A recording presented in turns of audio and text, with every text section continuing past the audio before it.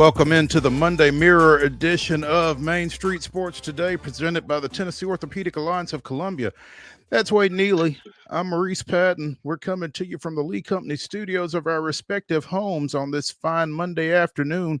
Be with you here for the next couple of hours discussing local, regional, and national sports topics. So stick around. It's going to be fun. Wade, how was your Saturday, Friday, Man, Sunday? weekend was good. Yeah, we kicked it off. Giles County got a big win. Surprising, I think, to some versus Tyner Academy. Richland got a big win.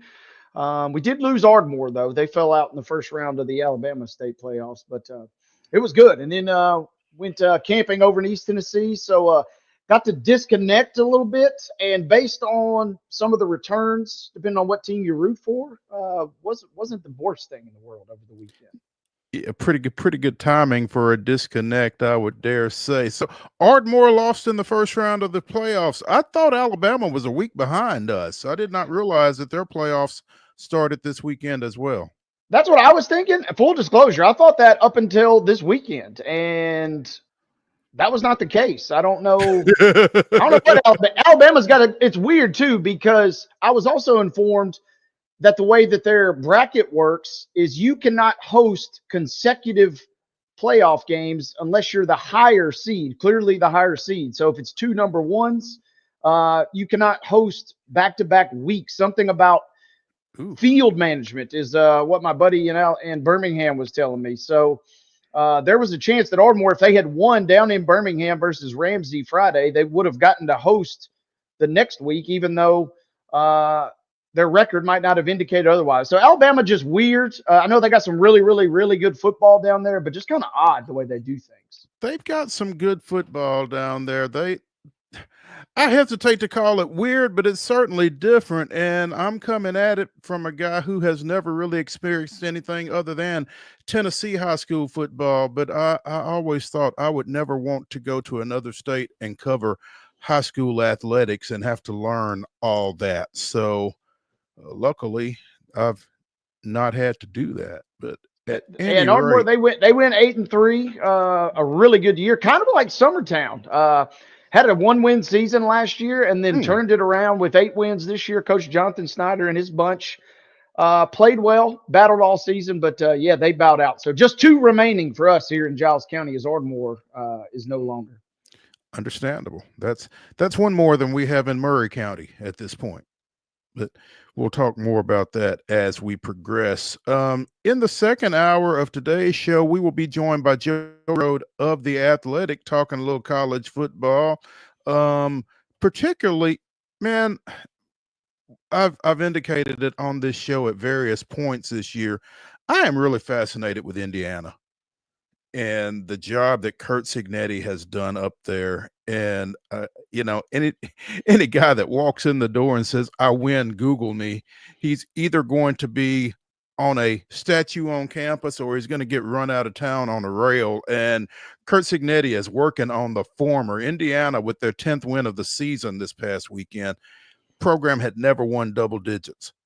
So, hey, it's you and Troy Aikman are the 2 biggest celebrity Indiana fans. Aikman's riding with them, and you've been riding with them. So y'all have hitched your wagons to them early, and so props for getting aboard, because I think a lot more folks are going to be coming up, especially if they can win in 2 weeks at Ohio State. I'm telling you, I am dreading, that first college football playoff bracket that they projected that had Indiana and Tennessee matched up in the opening round. I hope that doesn't happen. I really do, because I really like this Indiana team, man, and I think they're going to be dangerous by the time they get to that point. They have been all year. So looking forward to that. Looking forward to talking to Joe Rexrode about the Hoosiers here in the second hour. In the next segment, we'll be joined by Chris Lee of Southeastern 16, talking little Southeastern Conference football, both on and off the field, because there was some news that broke late last week that we certainly need to get into regarding a certain Vanderbilt quarterback and some legal proceedings. So stick around for that. We'll be talking Titans.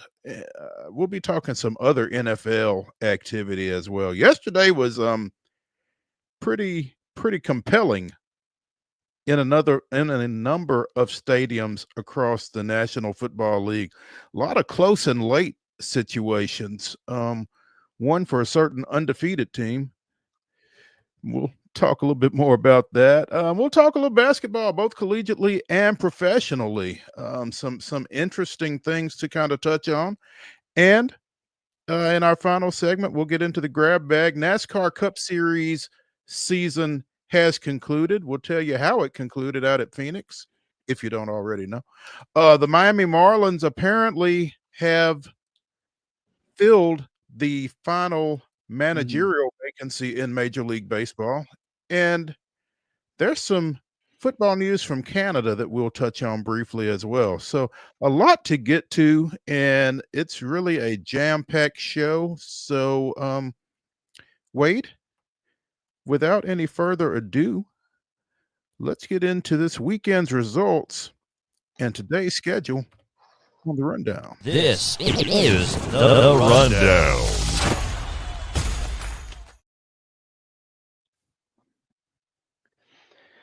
Hey, folks, the Monday Rundown is brought to you by our friends at Zion Christian Academy. ZCA offers a faith-based, Christ-centered education right here in Murray County, so give them a call today. That number is 931-388-5831, or you can visit zioneagles.org and schedule your appointment today. That's Zion Christian Academy, where they are prepared for college and equipped for purpose. High school football action. These are playoff games, opening round playoff games from Friday night. The Franklin Admirals went on the road, picked up a 28-14 win at Antioch to advance in Class 6A. Battleground Academy with a 42-7 win over Knoxville Webb. It was beach all over Brighton, 56-0. Boyd Buchanan doubled up Davidson Academy, 35-17. Brentwood with a 37-21 win over Smyrna. I said Boyd Buchanan 35, Davidson Academy 17, right? Good. Brentwood 37, Smyrna 21. Montgomery Bell Academy with a 21-20 win over Briarcrest Christian. Christ Presbyterian Academy 38, Christian Academy of Knoxville 14. Chattanooga Central, with a 47-35 win over Watertown. Chester County 21, Creekwood 14. Germantown knocks off previously unbeaten Clarksville 28-10. Collierville with a 38-3 win over Rossview. It was Columbia Academy 49, the Kings Academy 8. Coverage at mainstreetmurray.com.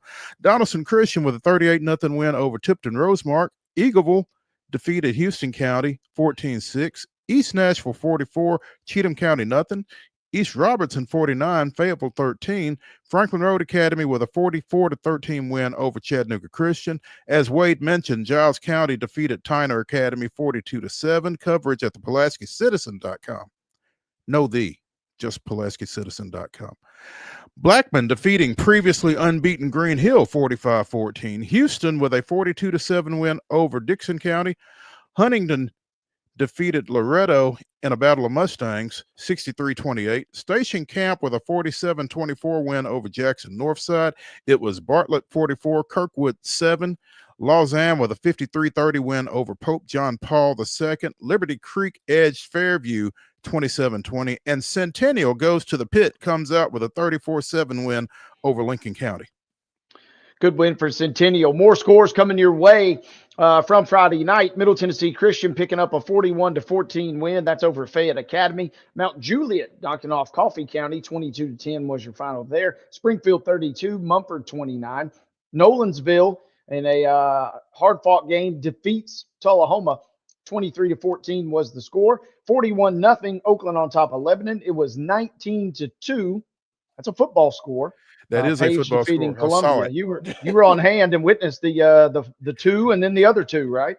Exactly. As Pearl Cone knocks off Gibson, South Gibson, that is 36-16. Ravenwood a winner 42-0 versus Cane Ridge. It was Richland 37, West Carroll nothing. Riverdale with the 35-14 win over Cookville. Shelbyville defeats Hillsboro 42-9. Southwind on top of Hendersonville, 39-20 was your final there. Stewart's Creek outlasting Independence 20-14. Hard-fought win for Stewart's Creek. Jackson Central Mary goes into Summertown. Wild game, but they end the storybook ride for Coach Winfrey and the Eagles. Again, 34-28 was your final there. It's 27-14. Sycamore on top of Stratford. Westmoreland was a 48-14 winner versus Cannon County. White House Heritage 28, Maplewood 9. And rounding out the Friday scoreboard, it was 52-14 Whitwell on top of Joe Burns. College football action from Saturday. It was Cumberland University defeating Faulkner University 50-0. Half 100, as Steve Spurrier would like to say. Liberty with a 37-17 win over host Middle Tennessee State. Tennessee State goes to 7-3 with a 45-20 win over Western Illinois in Ohio Valley Conference / Big South play. Abilene Christian edges Austin Peay 35-34. South Carolina comes to First Bank Stadium, picks up a 28-7 win over the host Vanderbilt Commodores, and Tennessee survives Mississippi State 33-14. The news isn't all good, though, from Neyland Stadium. And women's soccer action over the weekend. UT Southern fell to William Carey 3-1 in the Southern States Athletic Conference Tournament Championship down in Montgomery. Both those teams will advance to the NAIA National Tournament, so keep an ear out for those matchups.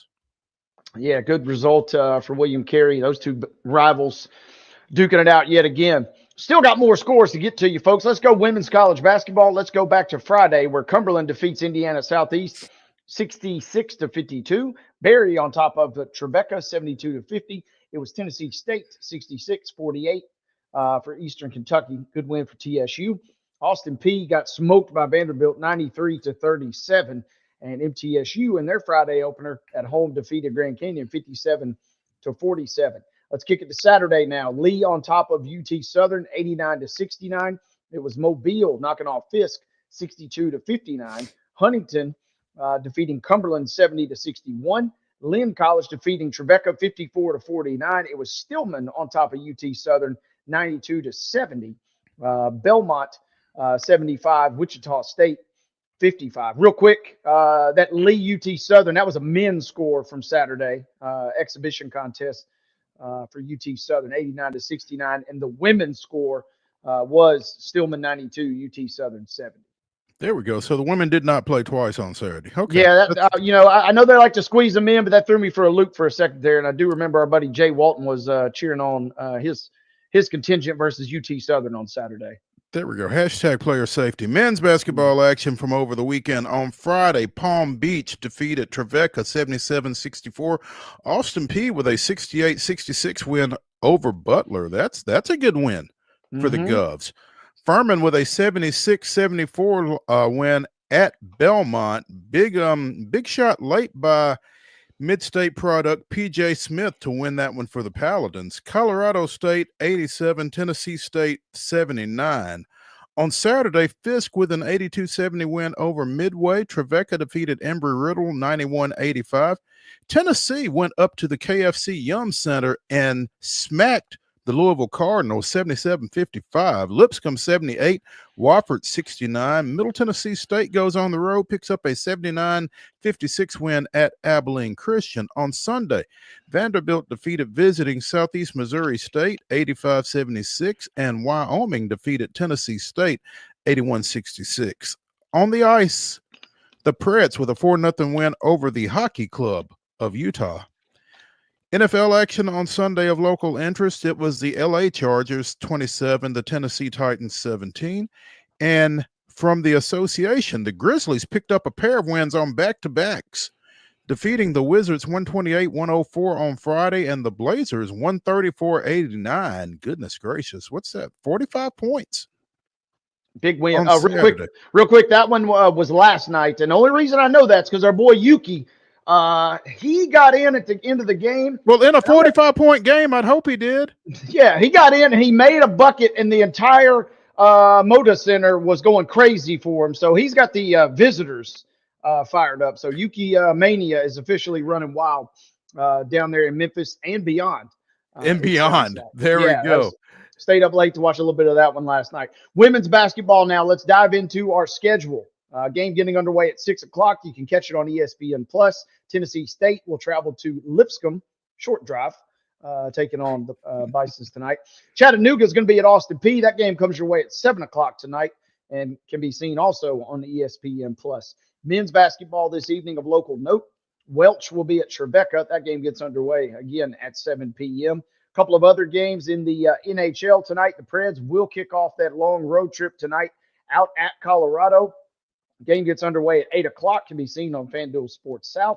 And then also tonight at 7:15, you can see the Dolphins and the Rams on ESPN for a little Monday Night Football action to not only conclude tonight's schedule, but also conclude our Monday rundown.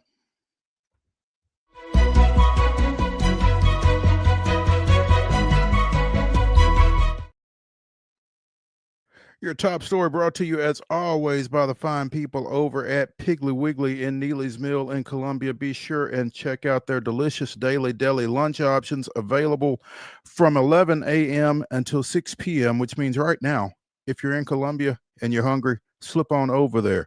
Piggly Wiggly, Neely's Mill, Columbia. Also, check out their hand-cut meats, and everything is cost plus 10% at the cash register. Again, Piggly Wiggly, Neely's Mill, Columbia, bringing you our top story. Over the weekend, the NASCAR community lost a legend as Bobby Allison passed away at the age of 86. He is one of the, founding fathers, basically, of stock car racing in the South and eventually beyond, obviously. Died Saturday. 85 wins over nearly 3 decades. But even as he is, a legend and one of the founding fathers, his family gave a lot to the sport, literally. He nearly died in an on-track accident. Both of his sons died in on-track accidents. So they literally gave a lot to the sport. 4-time Daytona 500 winner. I'm sorry, 3-time Daytona 500 winner, 4-time Darlington Southern 500 winner, and a 3-time Coca-Cola 600 winner over at Charlotte. In, again, an illustrious career in which he won 85 races, 4th all-time. Solid, obviously, as that sport, came from its beginnings into what it has become while he was involved with it, basically. Yeah, a long and storied career, both as a driver, as what are just the pioneers and promoters of the sport. The Allison family, synonymous with NASCAR in many regards, the OGs, the Alabama gang back in the day. So, I mean, there's a lot that goes into the story on and off the track of Bobby Allison. And so he will be sorely missed. And, it was unique in the way that his passing was announced, in the sense it was right before the race, the biggest race of the season for that circuit yesterday. So he will be sorely missed. Like you said, one of the pioneers and one of the titans kind of in that sport and really motorsports at large. Among the highlights of his career, we mentioned his 3 wins at Daytona. His last one came in 1988 when he held off son Davey, with Davey destined for a 2nd place finish as a result. And that had to be really wild to watch father and son coming down the back straight toward the finish line. That I would imagine for the sport and for those 2 guys, it probably didn't get a whole lot better than that. Ended his career later that year in with a wreck at Pocono. Broken left leg, broken ribs, and a concussion that left him with gaps in his memory. So that was how he bowed out or came off the track. Again, Clifford Allison died in 1992 in a practice crash at Michigan. A year later, Davey died crashing his helicopter trying to land at Talladega. And both really, really young. Clifford was 27 at the time of his death. Davey was 32.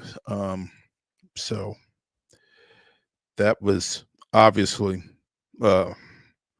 tough loss for that family, and this is another one. Bobby Allison passed away Saturday at the age of 92, and obviously offer our condolences to the Allison family and to the NASCAR community in his loss. Let's take a break from the Lee Company studios here on Main Street Sports Today, presented by the Tennessee Orthopedic Alliance of Columbia. When we return, we will visit with Chris Lee of Southeastern 16, talking a little SEC football. Stay tuned after the break.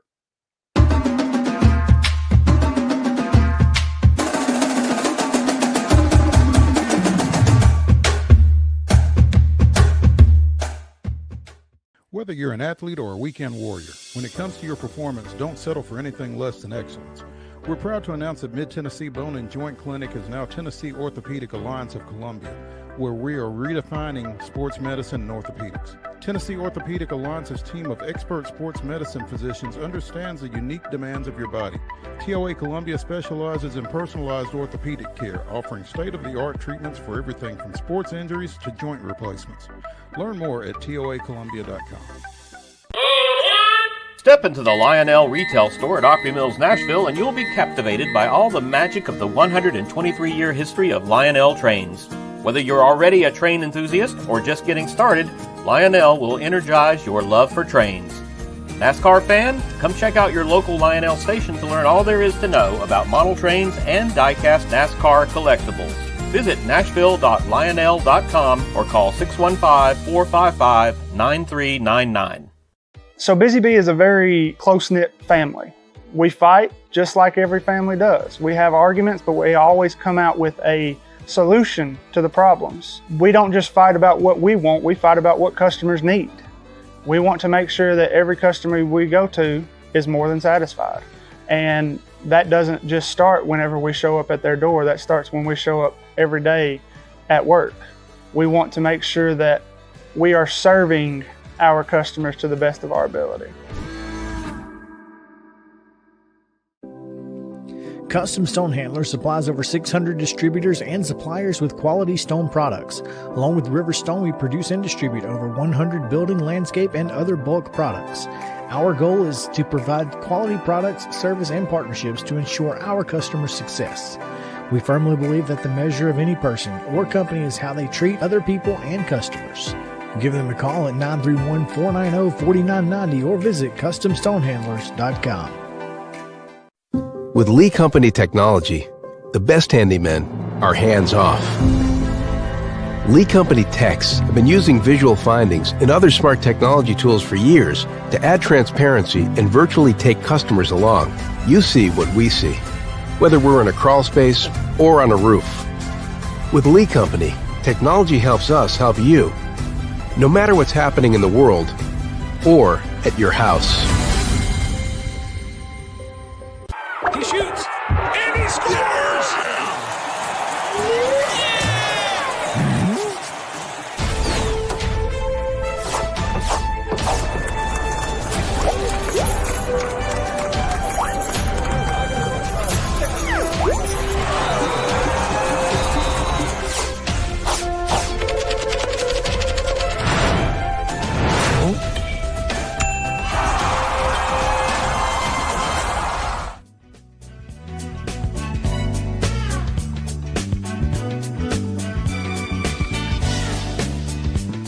The Monday Mirror continues here on Main Street Sports Today, presented by the Tennessee Orthopedic Alliance of Columbia. I'm Maurice Patton. That's Wade Neely. We're coming to you from the Lee Company studios of our respective homes, and we are pleased to be joined by Chris Lee of Southeastern 16 as we talk a little Southeastern Conference football, both on and off the field.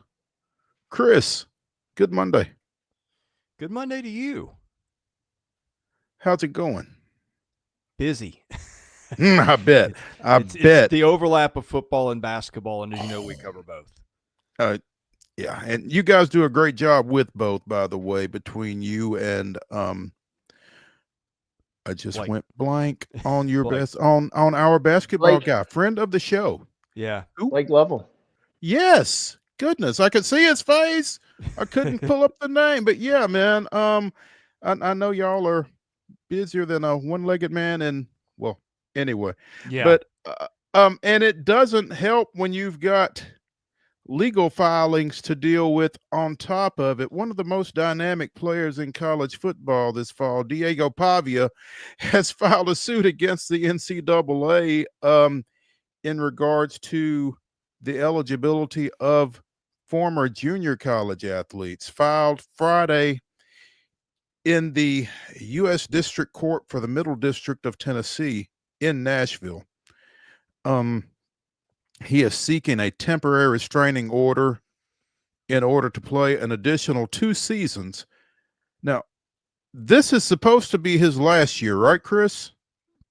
It's supposed to be, but that's, that only lasts until the next court hearing or policy change or whatever. So I don't think you're ever sure of anything anymore. Yeah, but prior to this, as he came into Vanderbilt, he was supposed to be a one and done type of guy, basically. Yeah, that was the idea coming in, but the case is that the NCAA basically roped off athletes from making money for a long time. NLs come onto the scene, guys have market value. Well, the market value is almost 100%. I think it's 99% at the NCAA level. Yeah. He didn't play 4 years in the NCAA. He's only played 3, and therefore he's got 1 more year left to earn money. ESPN actually did a story where they talked about he could have 2 years left because, you get the 5-year thing. I mean, I don't know.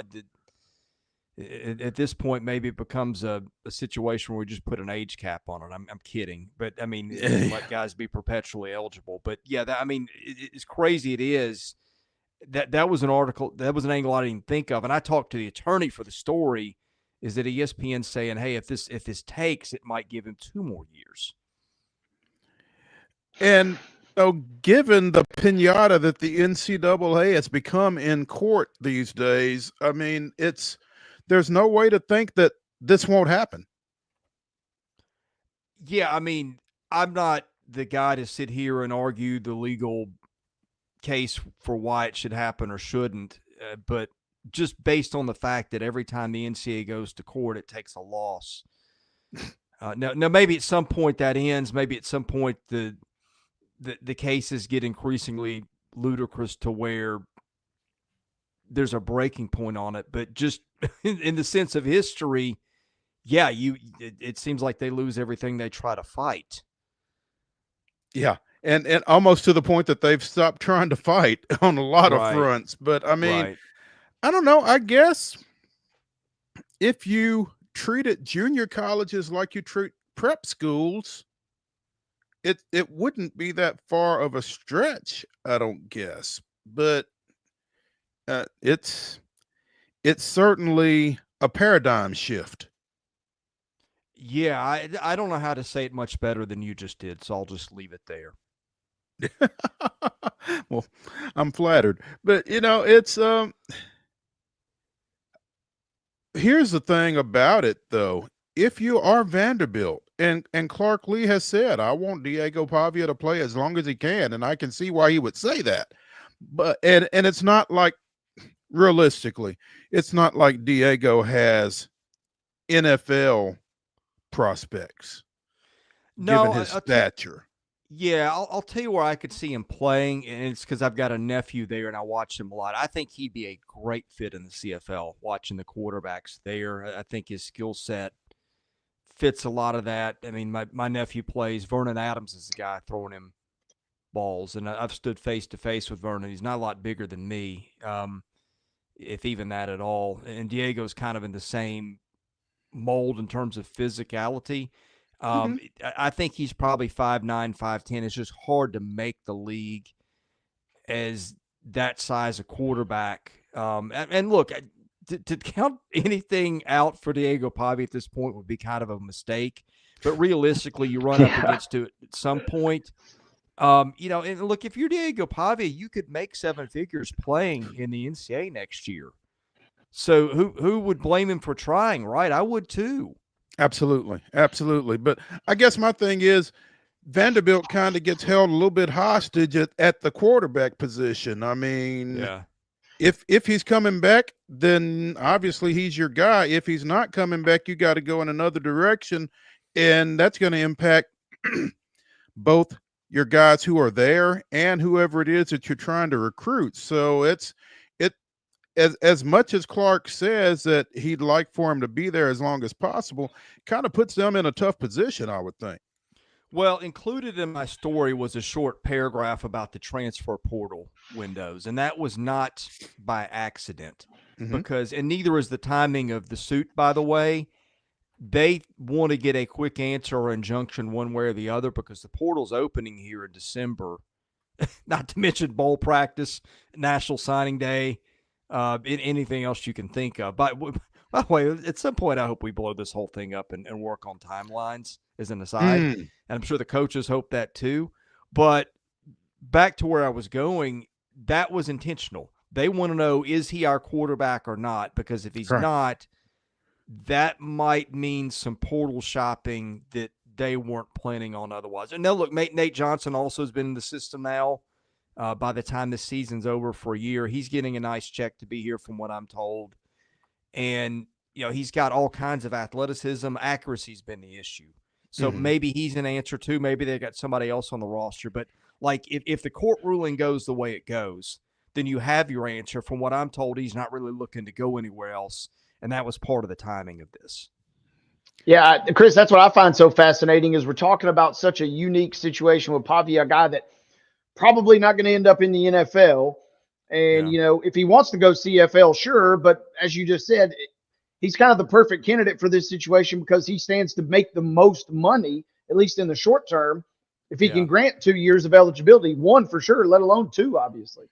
Well, and look, let me backtrack from your point a little bit too, work backwards, not backtrack, I guess, is a better way to put it. This whole thing, everything flows, or a lot of things flow from the fact that the NCAA has been sort of a dictator and people have had market money for decades, market value that they've never been able to cash in on because the NCAA has said no at every turn. If you work backwards, you have a market for players like Diego Pavia, who probably aren't NFL players, but are really good college players.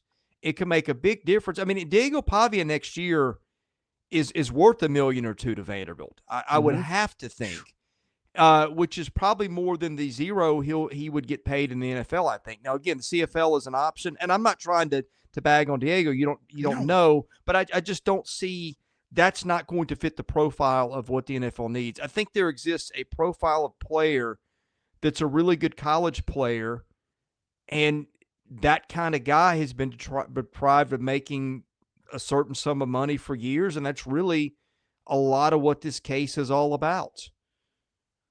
Right, and to that point, real quick is you can go to Vandy for another year or two, and then that CFL carrot is still dangling out there. To me, that's what's fascinating about all this is kind of just maximizing the value, and that's what I find this whole. Not just even Pavia, but the whole new NIL marketplace, for lack of a better term, is very fascinating to me in that regard. Yeah, I mean, every time you change a variable, something else changes, and it's so hard to keep up with. Just so many things have been thrust upon us in such a short period of time. Yeah. Chris Lee of Southeastern 16 joining us here on Main Street Sports today, presented by the Tennessee Orthopedic Alliance of Columbia. Chris, obviously, when you kind of put yourself out front like Diego did on Friday, and then Vanderbilt falls 28-7 to South Carolina on Saturday, the social media folks will have their way with that storyline. Tough loss Saturday night. What happened there in your estimation? I can't figure South Carolina out, first of all. Yeah. I'll try to help you on both ends. That loss had nothing to do with Diego Pavia. Like, if you watched it, it was like when we played backyard football, and we had like a 7 Mississippi rush or whatever. This was like a 1 Mississippi rush. Snap the ball, and you got 3 guys flying at you just about every play. Like, his stats were not great, but let me tell you, his stats could have been a lot worse with any other guy. There were a couple plays where he's running for his life 20 yards behind the line of scrimmage and just trying to find that much space to turn his hips and flip it out of bounds so he doesn't get sacked. Whatever people want to say about Diego Pavia, nothing Saturday had to do with him. You can say, hey, that's what you get for throwing that out there night before. No, if you watch the game, I mean, that might have been 41 to nothing if he's not playing. So there's that. I think the sleeper story here is I think South Carolina is really, really, really good. In fact, right now, if I put them on a neutral field with anybody else and we play the ball game today, I would take Ole Miss to beat them because we saw that game played once. Ole Miss beat them 27-3, and Ole Miss can do some things that give them problems. Other than that, and I'm including Tennessee, Georgia, Texas, I think they can beat just about anybody right now because their defense is something else.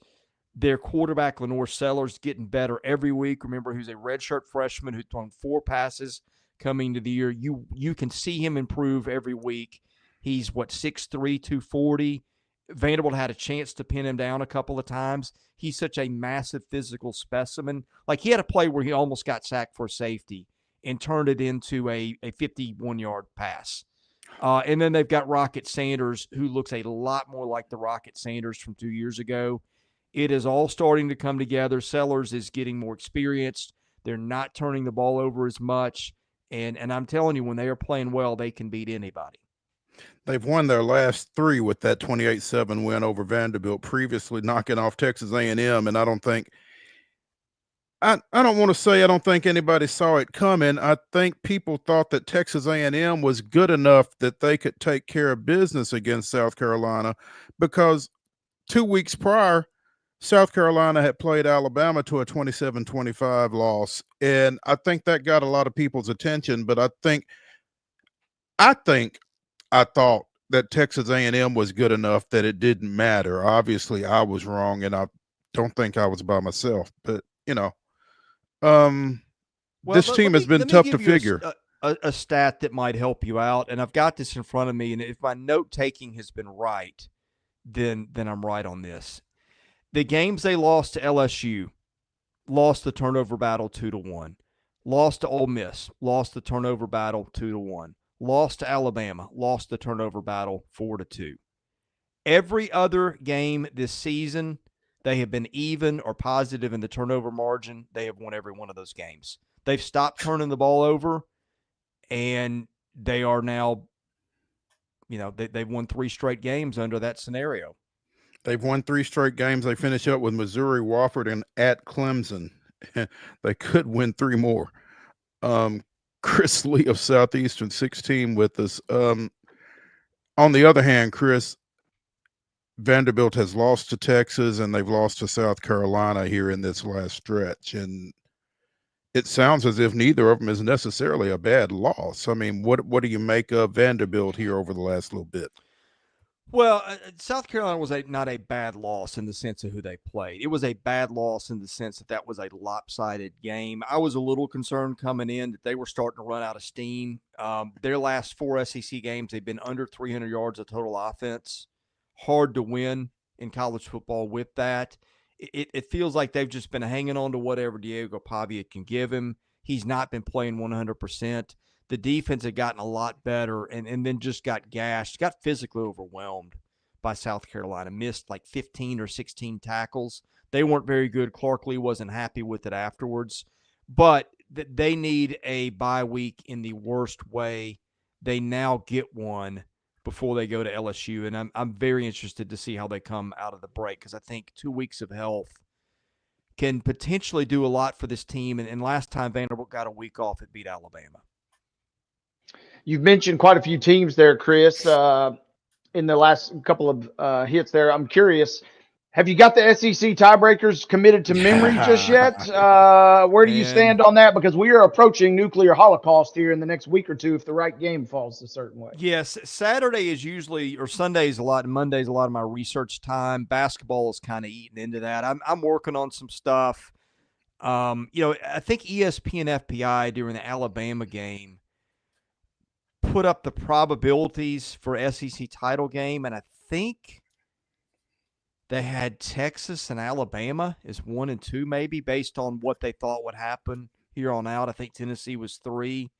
I may be wrong about that. I have not taken the liberty of unpacking all that. All I know is, I mean, we're to the point this season, you now got 2 teams that have got 1 loss total. Everybody else in the SEC's got at least 2.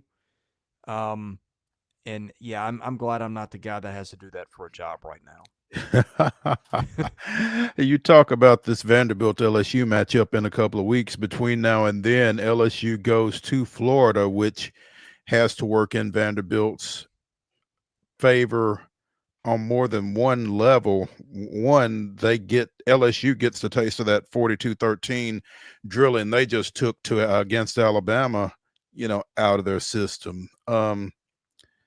But with that week's rest, how do you feel like that manifests when Vanderbilt goes to LSU? I think if I know if LSU is still invested in this, then I can answer that a lot better. I will guarantee you Vanderbilt will be invested in it. Of course, I think that's a night game at Tiger Stadium. That usually doesn't go well for much of anybody, except for Alabama. It went very well for them. But, I've kind of thought that a third loss was sort of disqualifying for LSU. I'm not as sure about it now. I mean, they have won at South Carolina, and they did beat Ole Miss. So those are 2 big, big wins that, like, if they run the table, I would think it's less likely than not that LSU goes. Less likely not than so that LSU goes to the playoff. But I wouldn't rule them out based on God only knows what's going to happen ahead and then some really good victories. But let's say they'll go down and lose to Florida, which I think only happens if DJ Lagway is healthy, which sounds like they're going to try to play him. Whether that hamstring holds up, I don't know. I'm always really skeptical that hamstrings that are tweaked hold up in a short period of time. So there's that. But, I think if they go down to Florida with Lagway and blow their doors off, then I know that's a team that's still engaged. If they lose that game, you got players that might be thinking about draft status, hitting the portal, all sorts of stuff. I mean, Vanderbilt in this position, that is a team that's going to be very locked in. They want to get that 7th and 8th win. So I think a lot of it's just too hard to tell until we see what happens with LSU this week. Okay. Quick thoughts on UT Georgia this weekend, Chris. Possible elimination game for both teams. I want to say almost more for Tennessee than Georgia. Although if Georgia loses at home, that's not good. Tennessee, just the problem with Tennessee, and look, just because you haven't beaten good teams is not an indicator that you're not playoff worthy, right? But the win so far, I mean, other than Alabama, there's nothing that jumps off the page. They lost to an Arkansas team that's not ranked in the top 25. I think the committee is going to start looking really heavily at quality of wins. This is the last one really left on there. Well, I mean, I say that. Vanderbilt would be a quality win in Nashville. But they've got, UTEP in 2 weeks. That won't give them anything. I think, again, you have to scoreboard watch a lot of other places. Now, if Georgia wins or if Georgia loses this one, could a 3-loss Georgia team get in? You've got a good win over Clemson. You've got a good win at Texas. Maybe that's a couple of really nice wins. But it feels like the winner of this one, I think, is getting in. Although Georgia's got the matter of Georgia Tech in 2 weeks, and you saw what happened to Miami. But it feels like to me like probably the winner is in. And I wouldn't say the loser's out, but I would think it's less than 50% of that chance, especially if it's Tennessee. And it feels like, Chris, we're kind of reaching the point where we have this scenario almost every year in SEC play, but this year more than ever. Is it the worst thing in the world if you're one of those 2-loss teams and you don't somehow win the luck of the draw nightmare tiebreaker scenario and go? Obviously, you shorten your ceiling, but in many regards, I can see an argument, for not wanting to go. Man, you've asked the question that I've been asking too. And in other words, if you make the SEC title game, the win obviously gets you one of those first 4 seeds, which is probably really valuable, although some people would say 5 is a spot you want to be in. And I don't know that I necessarily disagree. Right. But if you lose, like if you were one of the 2 best teams in the SEC by the league's own definition, and you lose to somebody else, now maybe if it's a 40-point loss, that's one thing.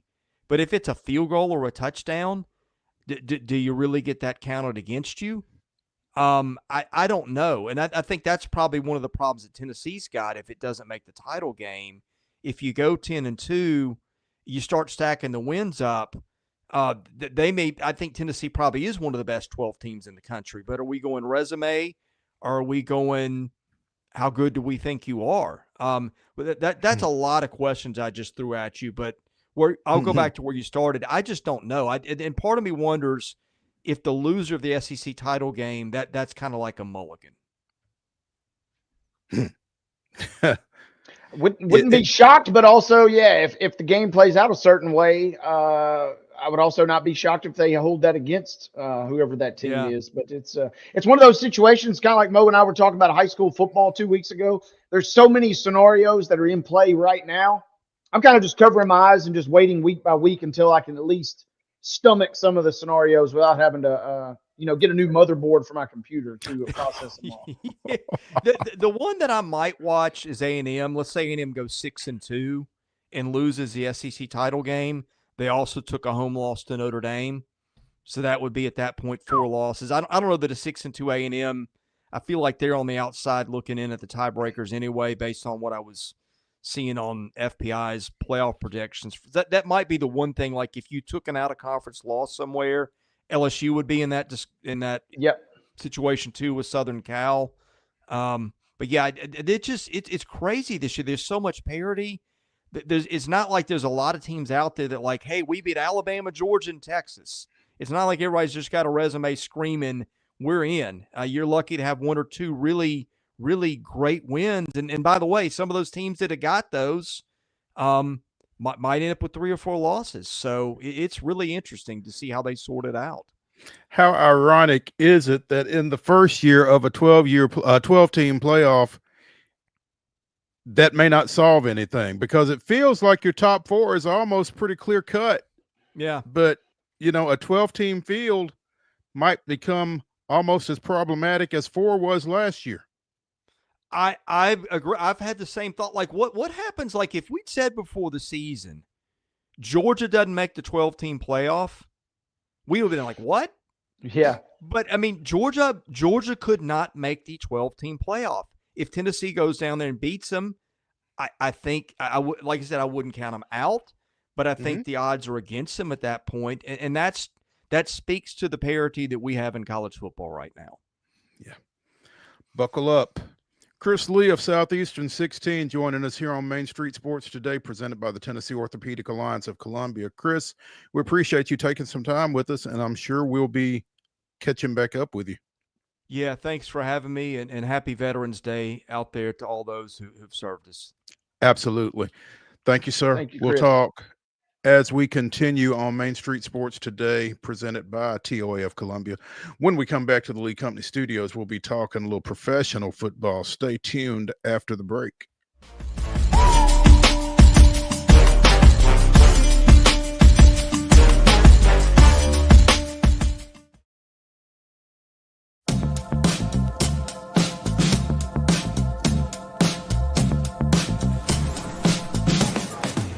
Do you want to be a bad man? Yes, you do. Do you want to taste sweet salvation underneath the summer moon? Do you need another hand now? Yes, you do.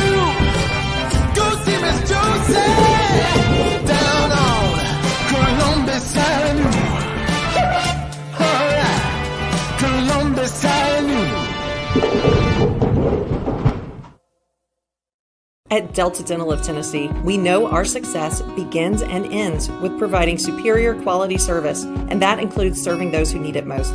This year, we're celebrating 25 years of giving back to the community we call home. Delta Dental, along with our Smile 180 Foundation, supports Tennessee's dental colleges and oral health education, children's hospitals, free and reduced cost dental clinics, and other like-minded charities. Here's to the next 25 plus years of ensuring healthy smiles. So Busy Bee is a very close-knit family. We fight just like every family does. We have arguments, but we always come out with a solution to the problems. We don't just fight about what we want, we fight about what customers need. We want to make sure that every customer we go to is more than satisfied. And that doesn't just start whenever we show up at their door, that starts when we show up every day at work. We want to make sure that we are serving our customers to the best of our ability.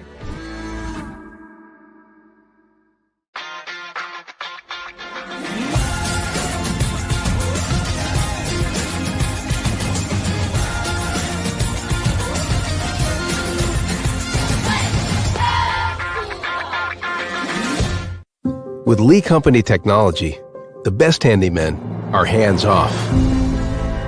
Lee Company techs have been using visual findings and other smart technology tools for years to add transparency and virtually take customers along. You see what we see, whether we're in a crawl space or on a roof.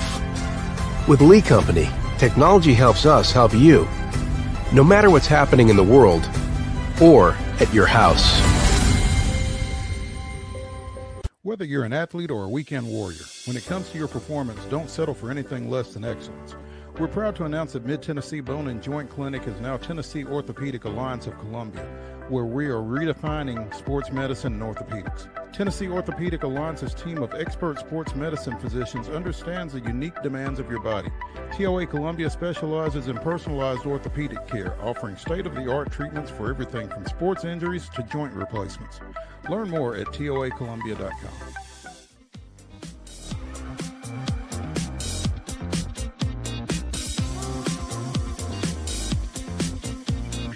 Welcome back as we continue the Monday Mirror edition of Main Street Sports Today here on,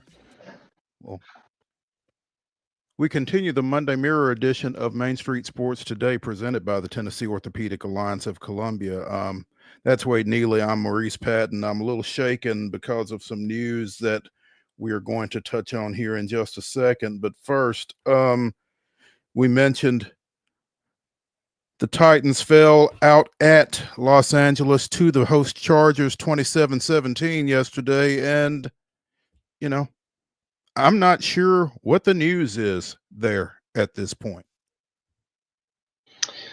Yeah, by all accounts, listened to a little bit of the game coming back yesterday. And, you know, it was, I mentioned we unplugged this weekend. The afternoon slate in particular was a real snooze fest. So I felt pretty good about missing much of the action. And yeah, the Titans, you know, they go up early, and it was not just this year, but I mean, you got to go back even to last year or the tail end of 22.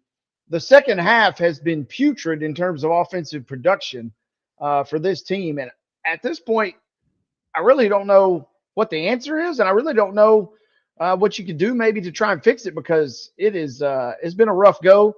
And we knew it would be a tough game. You know, the Chargers have totally rechanged their identity. Herbert finally looks like he's able to do some things that he wants to do. They're able to, they're able to smash mouth football, you know, with Harbaugh leading the charge. They even get Haskins in there just to kind of twist the knife on the Titans a little bit. So it was, you know, a demoralizing loss, but I mean, that's a good team, and you had to go a far ways to do so. Yeah.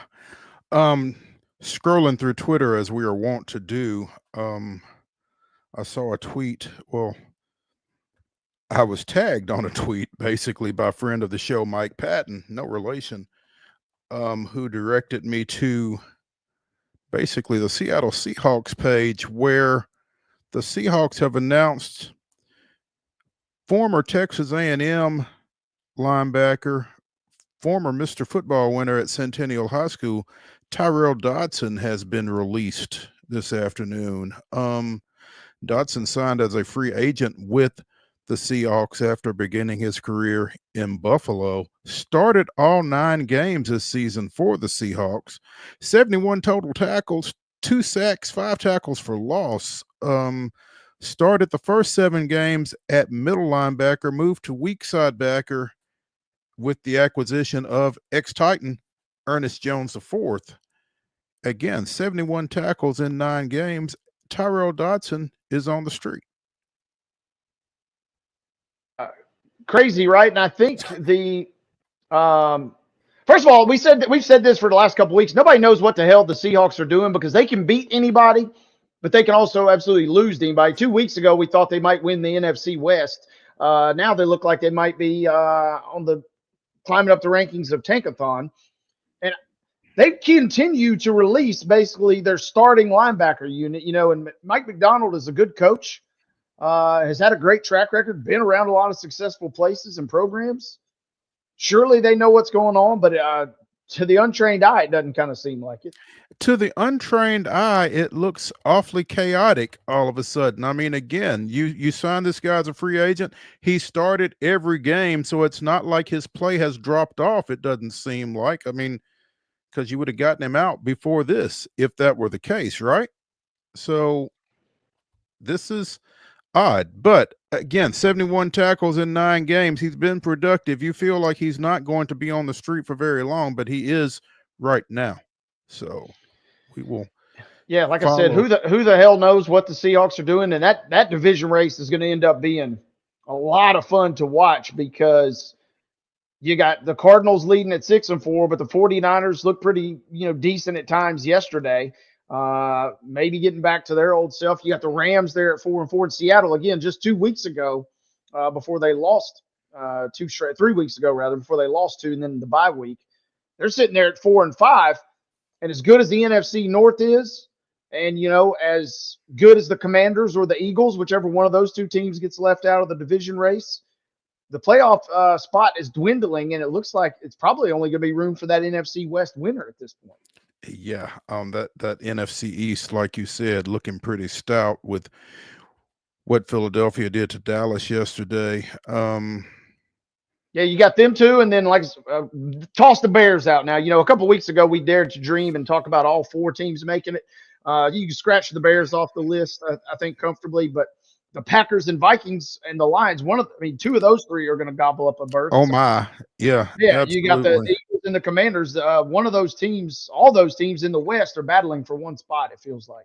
Yeah, and Detroit, certainly getting off the mat yesterday with that last-second field goal from Jake Bates to edge Houston 26-23. But, right now, obviously everybody's chasing the 9-0 Kansas City Chiefs, who continue to do it with smoke and mirrors. I think I saw a tweet yesterday, worst 9-0 team in NFL history, and that might be, but they're still 9-0. Yeah, yet again, and props to Denver for kind of rallying. They've been a hard-nosed football team all year and gave Kansas City all they wanted. Classic Kansas City. Just when you think they've even ran out of ways to escape and win games, just for fun, then they just decide to block a field goal. Just when you think, okay, we got Mahomes with the pass, check. We've got, a toe out of bounds with the Ravens, check.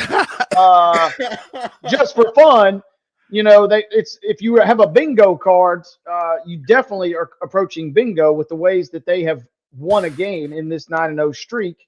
Didn't run the ball worth a flip at all yesterday, but they got just enough production versus a really good Denver defense to be able to survive and advance. Yeah, it didn't really defend Bo Nix in the passing game very well either, but yeah, still 9-0. Pour one out for the Jets, though. Yeah, I told you that afternoon slate was putrid, and they were right there leading the charge. And, 2 weeks ago, the Jets win on Thursday night, and then the Bills, pretty much right after everybody had said that division is already wrapped up. Looks like they're going to lose to the Dolphins, but they come back and win. And now here we are a week later, and the Bills come back and defeat the Colts, and then the Jets with a putrid performance. We've officially entered Tankathon watch for them. They may not even finish runner-up at this point because the Dolphins, we'll see what they do tonight, but also the Pats got a win yesterday. So it is a grim situation up in New York. Familiar situation, but a grim one nonetheless. No doubt. That's going to close it out for hour number 1 here on the Monday Mirror edition of Main Street Sports Today, presented by the Tennessee Orthopedic Alliance of Columbia. When we come back to the Lee Company studios, let's talk a little hoops. Stay tuned after the break.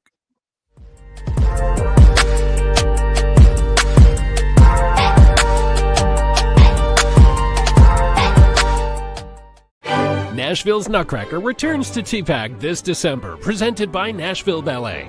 This holiday season, audiences will journey with Clara and the Nutcracker Prince through Nashville's history and the land of sweets.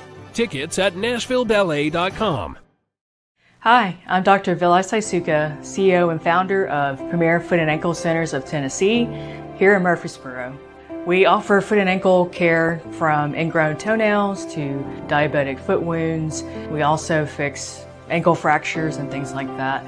Call us today to schedule an appointment. We look forward to seeing you.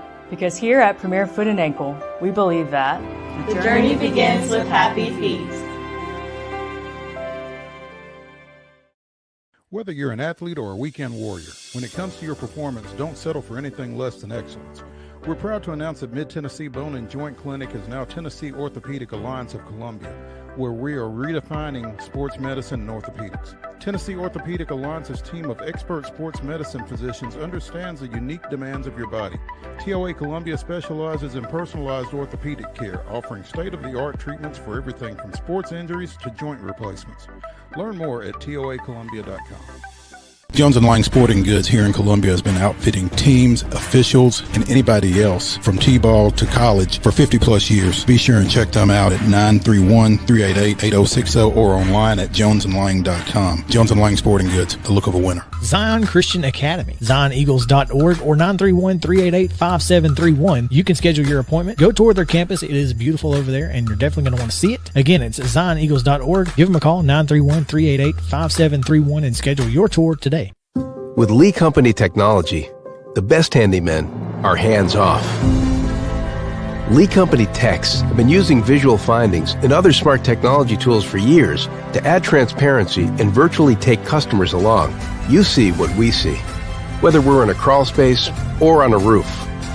With Lee Company, technology helps us help you, no matter what's happening in the world or at your house.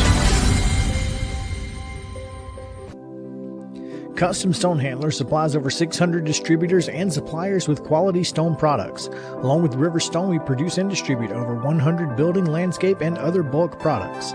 Our goal is to provide quality products, service, and partnerships to ensure our customers' success. We firmly believe that the measure of any person or company is how they treat other people and customers. Give them a call at 931-490-4990 or visit CustomStonehandlers.com. Piggly Wiggly, located in Neely's Mill Shopping Center, is Columbia's locally owned and operated Cost Plus 10 grocery store dedicated to serving the community with low prices and smiling faces. Piggly Wiggly offers fresh, hand-cut meats daily as well as daily hot plate lunches from their deli counter.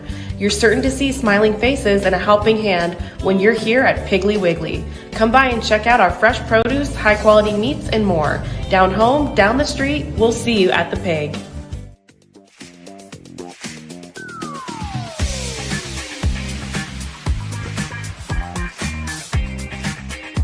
Welcome into the second hour of Main Street Sports Today, presented by the Tennessee Orthopedic Alliance of Columbia. I'm Maurice Patton. That's Wade Neely. This is the Monday Mirror.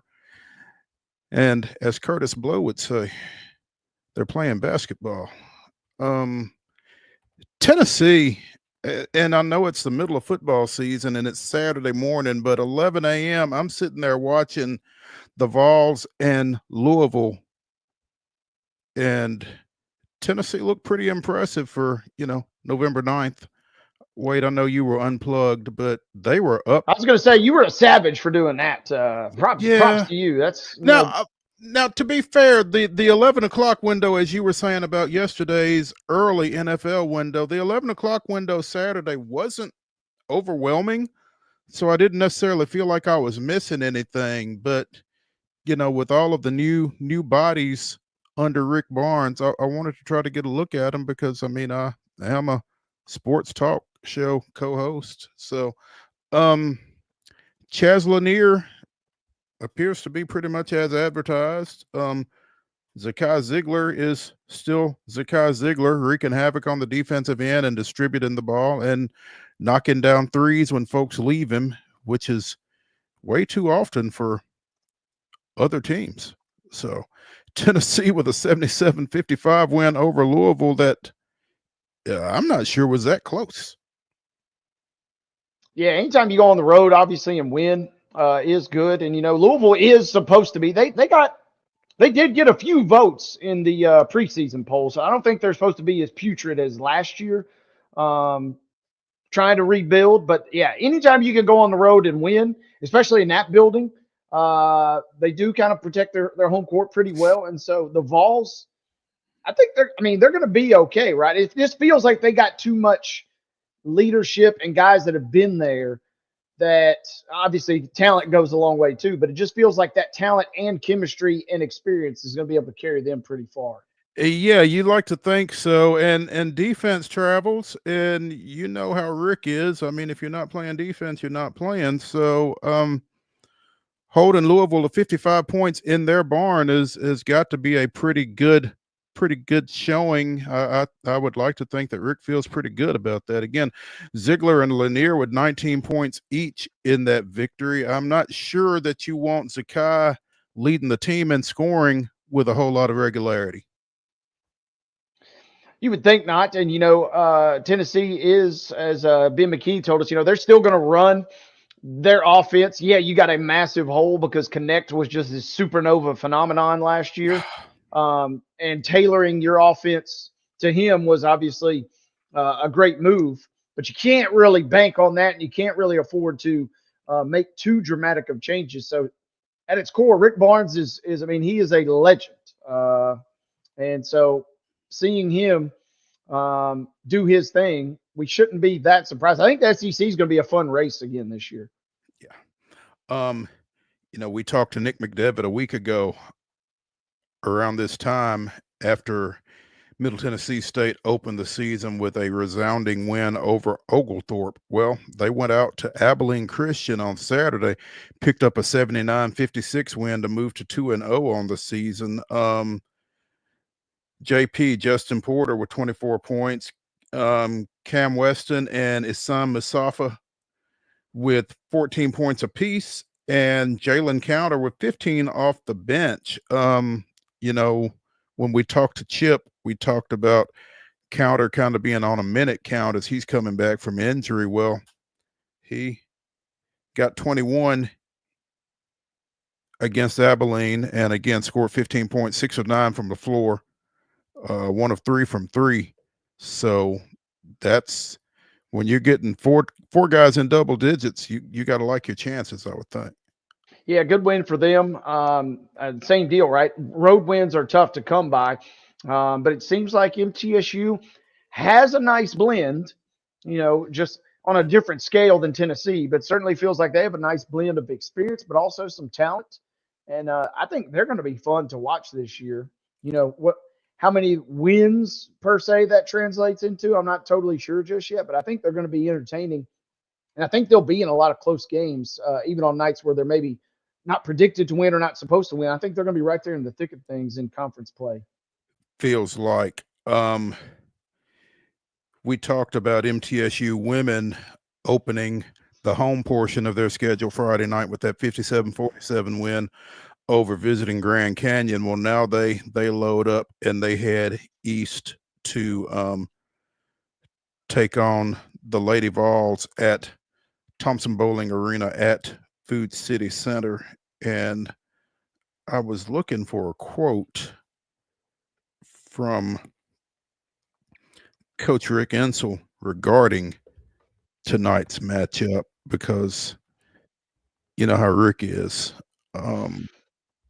He's always got something entertaining to say. Basically, he was intimating that he wasn't sure how much preparation the Lady Vols were putting into this matchup.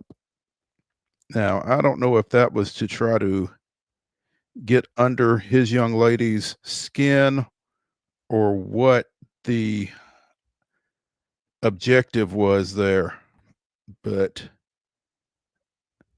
certainly playing on the they're not taking us seriously type of that no respect thing. Hang on, I'm stalling here just a bit. Well, it's a genius move, and I mean, it's really Yeah. the card that it's really Yeah. the card you got to play. But also, we're not used to many coaches, publicly playing that card these days. It doesn't feel like so. Usually that's internalized. Tomorrow Yeah. night at 5:30. That'll be on the SEC network too. Is it Talk about tomorrow being able night? to. Yeah, tomorrow night at 5:30. Oh goodness, I thought it was tonight. My bad. And, well, I was getting ready. I was like, I got to set the DVR for this bad boy tonight. But so you get ready though, and you get a chance to go into Knoxville, beat them in Huntsville last year. Mm-hmm. So now you get to go into their barn, into enemy territory, knock them off on prime time. Could be a massive deal. So not surprised, I suppose, at this point that Slick Rick's trying to get them going, right? Sam, this is a Sam Doughton article, kind of a sidebar from Friday night's win over Grand Canyon, talking about the turnaround as Middle looks to start a winning streak against UT following last year's win down at Huntsville. Tennessee, they probably won't even look at film of us. One of my friends up there asked them, what about Middle Tennessee? I think the response was, well, they've got a decent team, but they haven't faced anybody like us in the way we play. I'm going to tell you something. The game of basketball is over 100 years old. You're not going to invent something tomorrow. Everything has already been tried. We know what they're going to do, and they probably know what we're going to do, I guess, if they scout us. I mean, I appreciate, the Monday Night Raw, heel move right there because, I mean, literally, yeah, everybody is scouting. They were scouting MTSU all summer long. I mean, you're scouting so far in advance. They've broken down the MTSU versus LSU game like 6 ways to Sunday by now from the end of last season. And the MTSU Louisville game. Yeah, I mean, they know everything. So, but I still love the commit to the bit there from Coach Insel. Absolutely. So that game is tomorrow night. My bad, y'all. 5:30 Central. Hey, is it on ESPN Plus? SEC Network. Oh, SC. Oh, that's what I'm saying. Yeah, you get a chance to go on SEC Network and flex the muscle a little bit there. Okay. All right. Sounds good. That's going to pose a tough decision for some folks because the Battle of the Boulevard is also tomorrow evening as Lipscomb and Belmont will toss it up. And I am trying to determine where that game is. Our friend... It's at Lipscomb. Our friend Joe Sullivan hipped me to the fact that they are playing this game tomorrow. And like you said, it is at Lipscomb. It's the 151st installment of the Battle of the Boulevard. And promises to be interesting. It always is when these two play. So, at Lipscomb, at Allen Arena, get there early because parking is not great, by the way. So, something to look forward to as far as that goes. But yeah, again, if we peel out of the studios in time in Main Street Land tomorrow, I'm hoping to be able to make it back up in time for that one. If not, I'm just going to rely on. If not, I'm just going to have to rely on Joe to fill me in. Okay, all right. That'll be a good one to go to. I mean, and so yeah, you're exactly right. I mean, we just saw Lipscomb, and I know they lost by 16, but I mean, covering the spread counts for a little something, and they did cover the spread, even though it was by only half a point in Arkansas. Well, I mean, it was at Arkansas, so I mean, and that's after flying from Duquesne, as Joe told us too, right? Yeah, not an easy trip from Pittsburgh to Fayetteville. So yeah, that we'll be keeping an eye on that, and we'll talk to Joe. I'm sure he will be on hand for it. We will talk to him on Wednesday, as we will on Wednesdays going forward, talking a little local basketball. So we'll get his insight on that. Looking forward to it. Belmont has won 18 of the last 23 meetings with Lipscomb. 10 of the last 13 have been decided by 9 points or less, 6 of them on the final possession.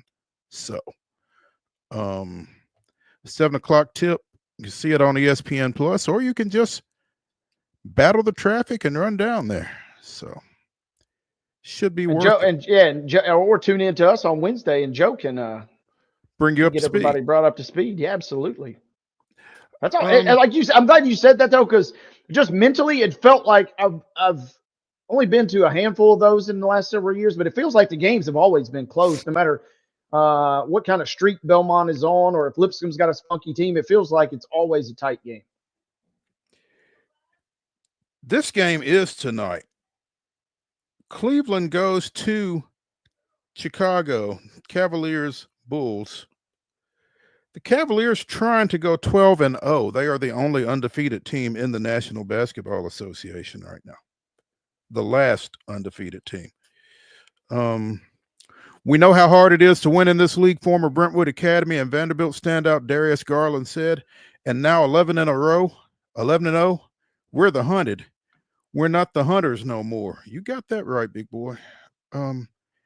Now, in their favor, the Bulls are 4-6 coming to this meeting. But I mean, if you had said who's going to be the last unbeaten team in the NBA, how many folks would have said Cleveland, Wade?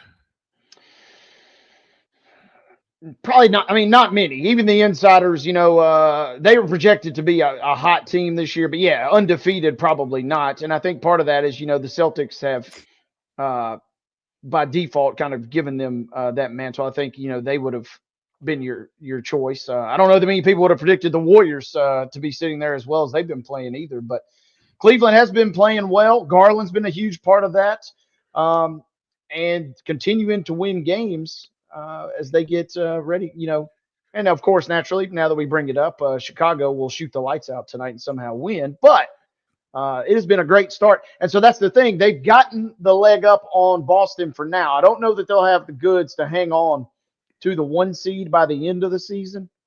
But 11-0 to get you started, they'll certainly take you a long way. The third place team is the Pacers, and they're 5-5. So you got Boston 9-2, and then it falls off pretty quickly. So it already feels like a 2-team race in terms of the top seed battle in the East. Meanwhile, you mentioned the Warriors. Cleveland took care of them handily on Friday night, 136-117, before bouncing back on Saturday in a back-to-back and defeating the Nets 105-100 to get to 11-0. So, if they can get past this, they've got a beaten up 76ers team on Wednesday, and then they've got the Bulls in Cleveland on Friday, the Hornets on Sunday. So they could stretch this thing out a little bit before they go to Boston a week from tomorrow night. Yeah, tonight will be interesting. The 76ers, obviously, we mentioned last week, they're kind of a shell of themselves right now. And, tomorrow is the first night. The Cavs will be off tomorrow. Tomorrow's the first night of the Cup group games.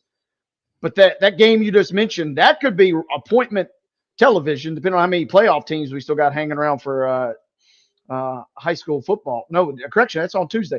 Next Tuesday, that is must-see TV. It'll be a NBA Cup game. That'll determine probably who wins that group right there between the Cavs and the Celtics, as we got dogs barking over here. Oh, okay. They agree with me, I think. Clearly. Maybe that's Ron's dog, Ron Higgins' dog. Yeah. Give me a prediction there. There we go. Watch which leg goes up. Yeah.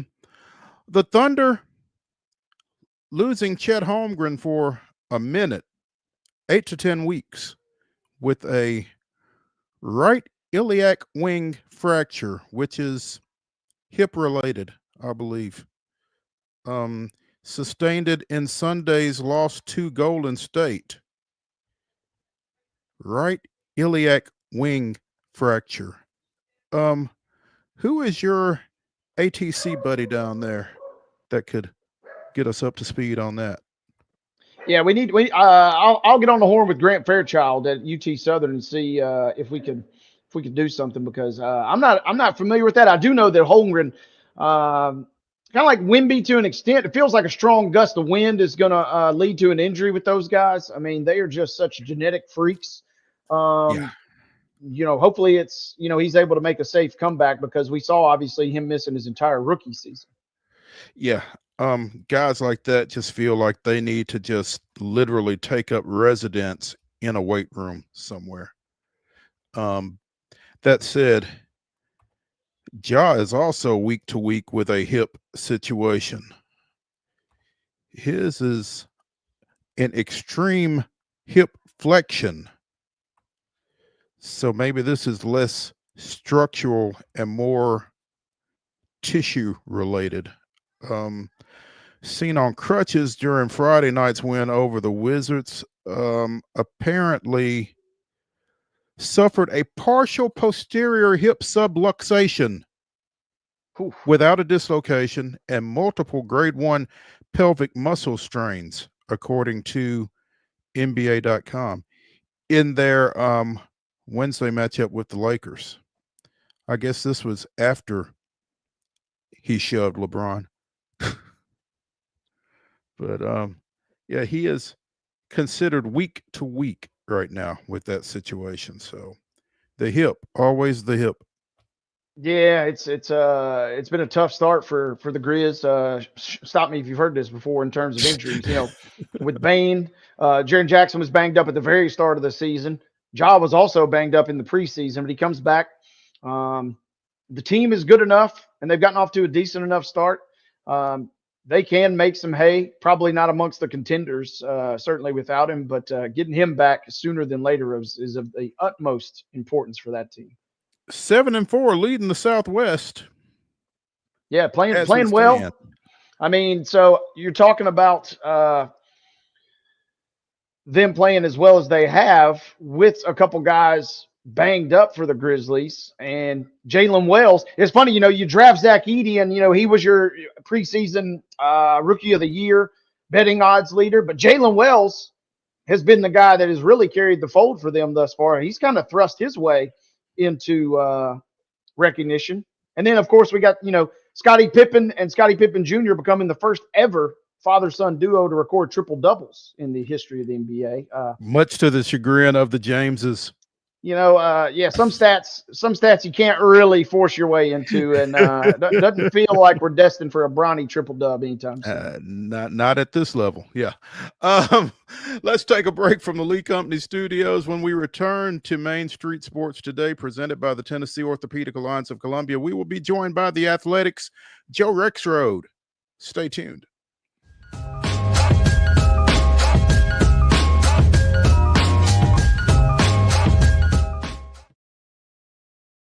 Hi, I'm Riley, a certified physician associate here at Premier Foot and Ankle Centers of Tennessee. We have a couple locations, Murfreesboro, McMinnville, as well as Franklin. We treat people of all ages. We're excited to get you back on your feet and hope we can help you today. Call us today to schedule an appointment. We look forward to seeing you. Because here at Premier Foot and Ankle, we believe that the journey begins with happy feet. He shoots, and he scores!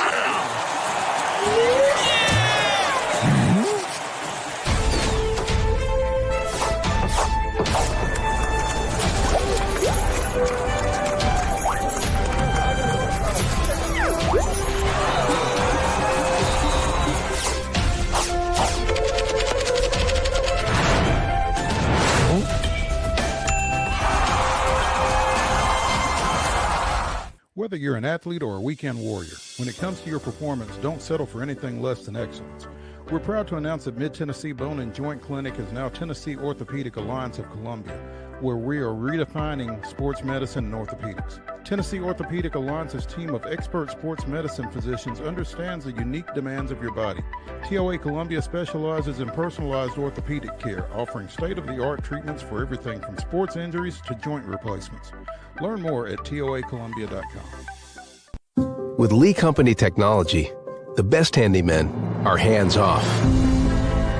Lee Company techs have been using visual findings and other smart technology tools for years to add transparency and virtually take customers along. You see what we see, whether we're in a crawl space or on a roof. With Lee Company, technology helps us help you, no matter what's happening in the world or at your house. Jones & Lang Sporting Goods here in Columbia has been outfitting teams, officials, and anybody else from T-ball to college for 50 plus years. Be sure and check them out at 931-388-8060 or online at jonesandlang.com. Jones & Lang Sporting Goods, the look of a winner. Zion Christian Academy, ZionEagles.org, or 931-388-5731. You can schedule your appointment. Go tour their campus. It is beautiful over there, and you're definitely going to want to see it. Again, it's ZionEagles.org. Give them a call, 931-388-5731, and schedule your tour today.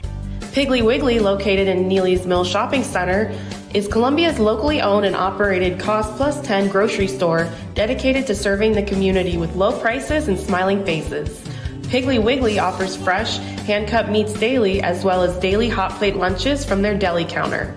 You're certain to see smiling faces and a helping hand when you're here at Piggly Wiggly. Come by and check out our fresh produce, high-quality meats, and more. Down home, down the street, we'll see you at the Pig.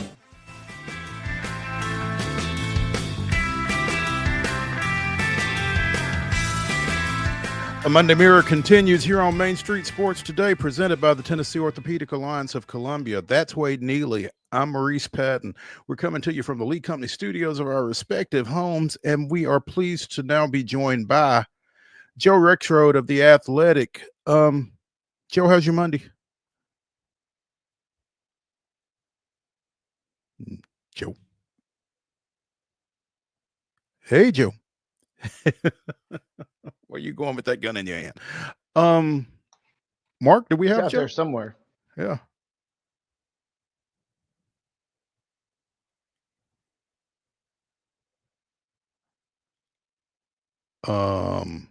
Okay, so maybe we don't have Joe. Maybe we lost Joe. We were looking to talk to Joe about specifically a program that has become near and dear to my heart, Indiana football. He had an article a couple of weeks ago on The Athletic about this team's emergence onto the national scene, and I think we now have him to talk more about it. Joe, can you hear us? I got you. Yeah, sorry, I was trying to talk there. Yeah, there we go. Awesome. Hey, we appreciate it, man. Hoosiers. Yeah, let's talk some Hoosiers, some Hoosiers football. Who does that? Where are they doing that at? Like I said, you had an article a couple of weeks ago that really kind of took a deep dive into how they got, I think they were getting to 8-0 at that point. They're now 10-0, first time they've won 10 games in a season ever. Why am I so fascinated with Indiana football, Joe?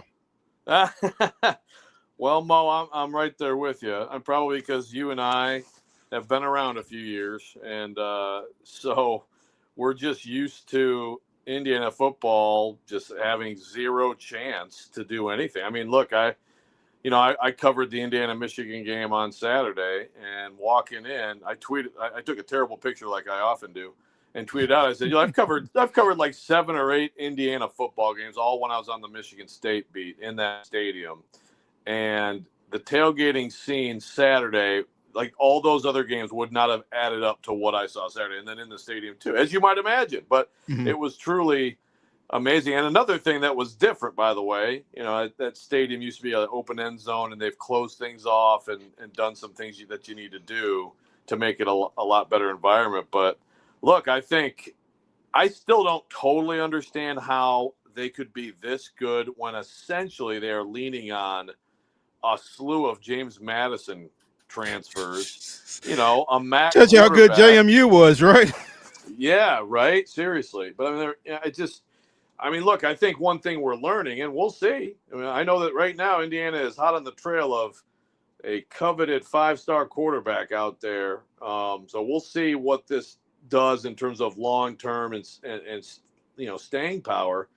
But we might be just looking at one of the best coaches in college football. I keep coming back to, they find the answers, and to me, they overachieve every week or basically every week, even though their schedule hasn't been great. They haven't played top teams. They're blowing everybody out. They did get wobbly Saturday. Michigan has pros on defense, and they lost a lineman last week to an Achilles, a starting lineman, and you saw that a little bit. But overall, they're overachieving at an incredible level, and it just seems that Curt Cignetti just is. I look at what he's done. No one ever knew about it before this, right? I mean, no one was following him at Indiana, Pennsylvania, and Elon, and really not much even at JMU. But all the guy does is win and come up with answers. And that's what anybody will say who talks about him is like, look, it's unbelievable. Like he is like the coach who's the film nerd coach.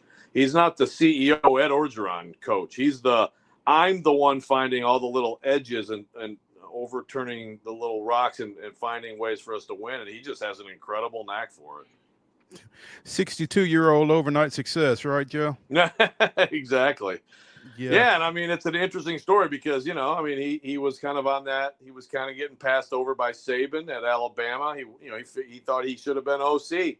They hired Jim McElwain, and it worked out fine for Saban. Saban liked to go outside, get fresh ideas. And St. Nettie's like, I want to be a head coach. So you know what? I'm just going to go be head coach where my dad was a legendary head coach and just see how it goes from there. And his wife's like, oh, so you're going to take a pay cut from $250,000 to $100,000. Really? And I'm going back to work as a pharmacist. Really? But my goodness, has it worked out well for them. It's been one of the more fascinating stories. It's kind of transcended all of college football now, to your point, Joe. And then, I mean, are we talking about a situation where how much does that Ohio State game really matter now? Are they I don't want to use the word lock, but are they close to being a lock for this thing in terms of the playoff in your mind? That's a great question. And I will say that I wrote Saturday that they're darn near a lock. I know, like, we've got Austin Mock does, like, he does probabilities and runs the models, and he's got them, I think, at 92%. But I will say, guys, in the last day, I have thought about, you look at the SEC, and you look, I'm watching Indiana the other day, I'm like, man, if Tennessee's D front played this offensive line in its day right now, what would they do to it? You know what I mean? All of which is to say, I don't know.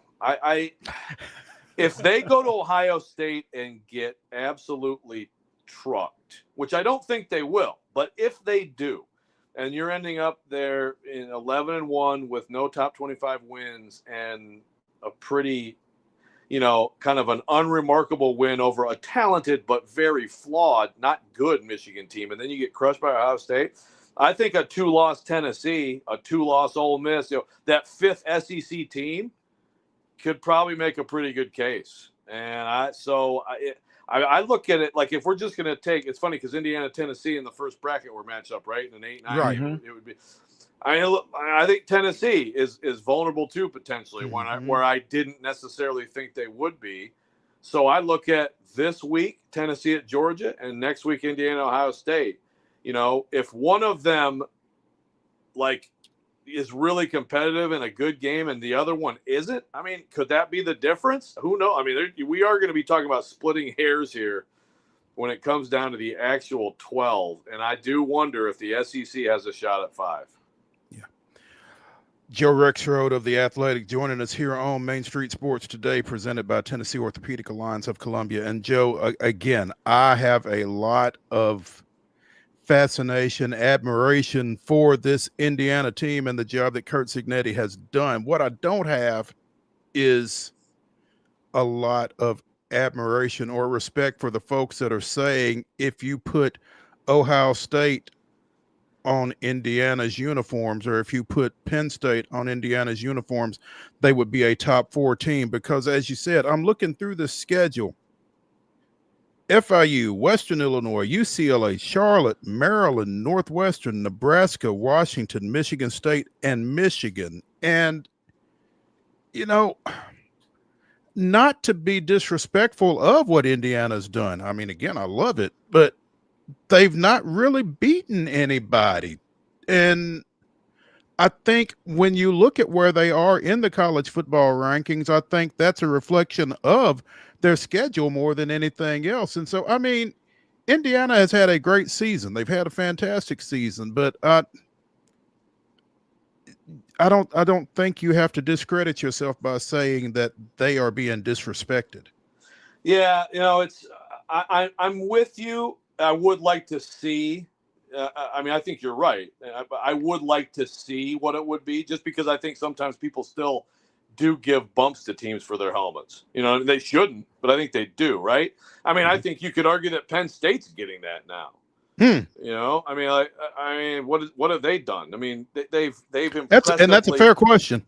they've impressively beat teams like Indiana has, and they have a better strength of schedule because they played Ohio State and they lost the game. It's a close game, but I mean, I think BYU should have been rated ahead of Indiana last week, and I wrote that column because BYU had, if we're going to value this top 25 they're doing now, the first time last week, and value it moving forward. Well, BYU has 2 wins against that top 25.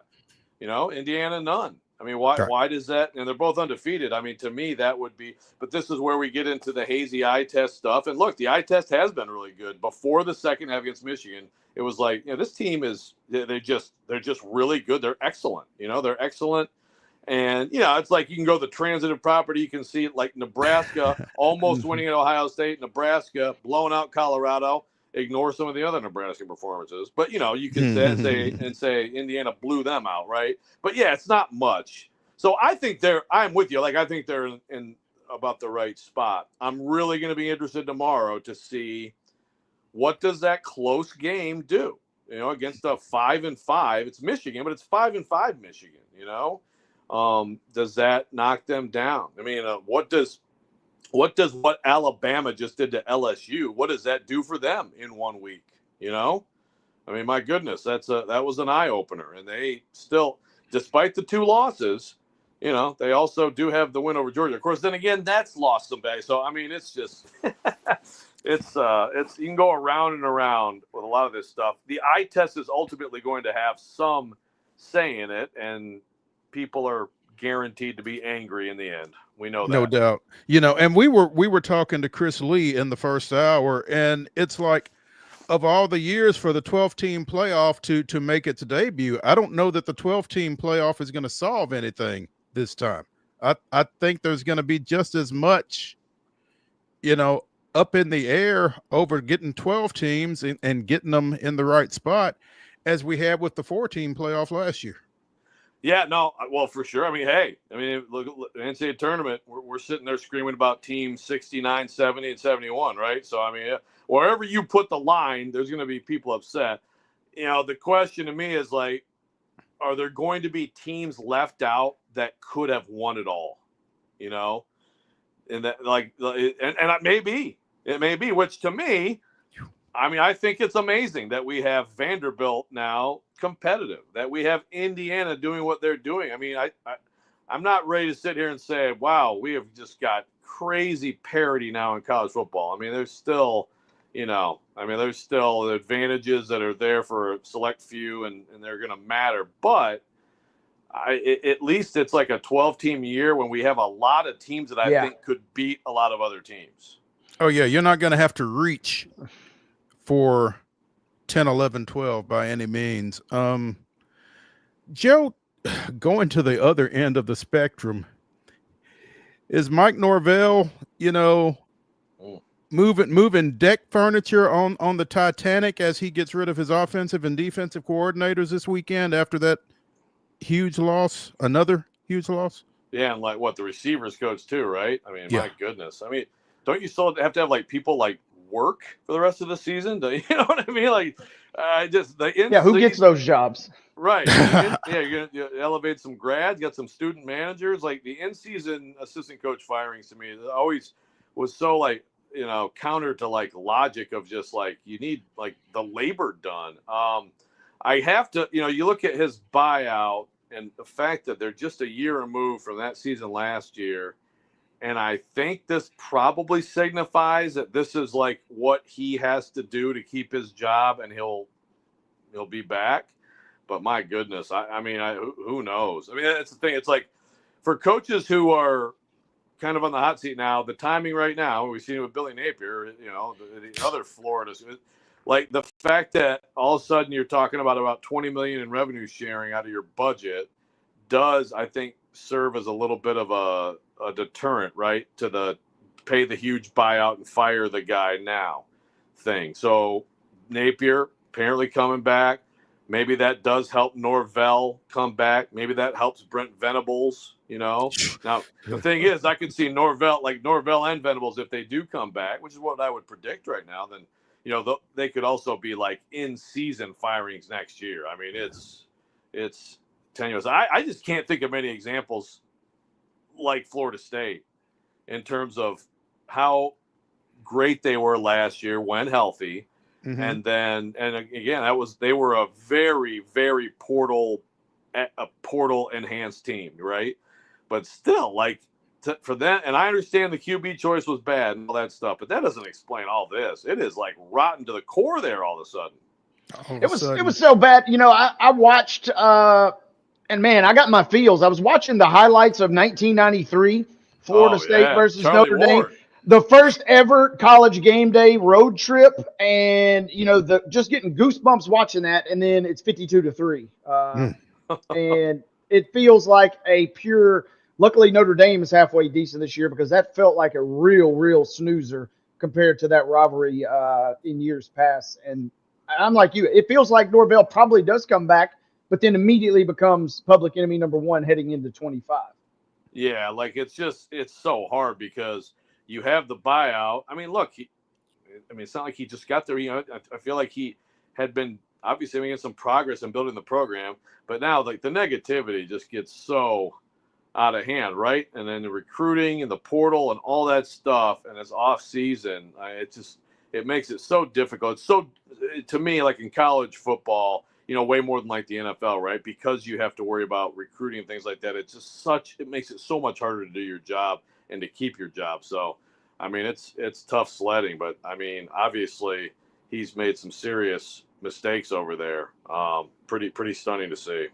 Real quick, I want to ask you, Joe, too. We talked about Signetti and college coaching jobs. What if I told you in the preseason that Colorado would control its own destiny with 3 games left to be a top 4 seed in the college football playoff?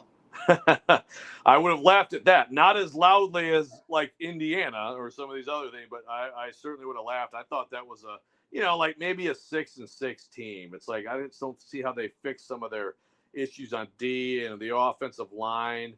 The assistant coach thing. It's like, oh man, it just doesn't. There's a lot of rumblings about this might end soon, and then of course it looks ugly early. And I mean that game against BYU. Think about that. One of the most improbable finishes to a game I've ever seen. All the things that had to come together before you even got to the Hail Mary. And if that game's different, who knows where things go. But it's really, really remarkable.